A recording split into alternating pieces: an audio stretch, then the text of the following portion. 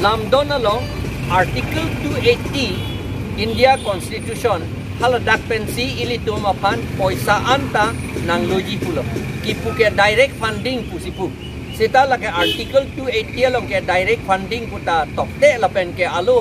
haladak par Rajya Sabha long isi a report ta lo etlo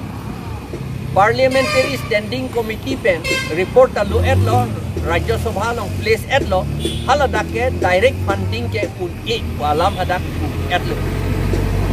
la poisa jom hele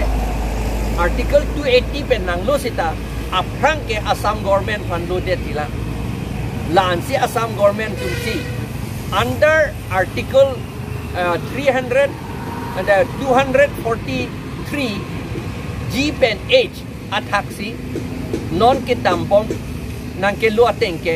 la sinang loji ponjat duman si nang loji aben Article 280 ke lake ponjat wrong alam lake wrong ame ponjat bulete gaon ponjat wrong alam lake wrong ame to pan alam lake karbi atom pen pang barlote lake servan ke patum pan lake la si non ilitum a autonomous council ke state thak la state thak akang tui apan si non ke Article 280 along bidun si wrong ame ason si la ilitum autonomous council pan ke pinchong det po la ke nilitum oppose lo la ke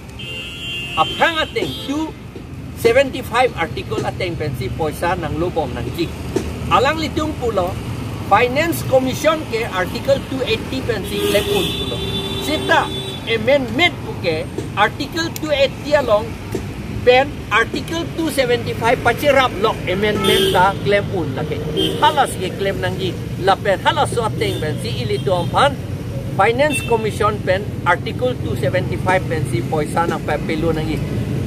Finance Commission atung ke Article 275 pen ke nang lu un e puke hadak awi aku un e puante lake amended un lake na amended lo te lake ilitum a autonomous council as status bangke a reng bangke intui wing bompu lagi bupite Article 280 teng pulote lake wrong ame gaon ponjat a level si ilitum a council a panam pisun tukpo lake nilitum oppose lo lason ke non lam dona long se tok do nang ni pusin ilitum choning riluk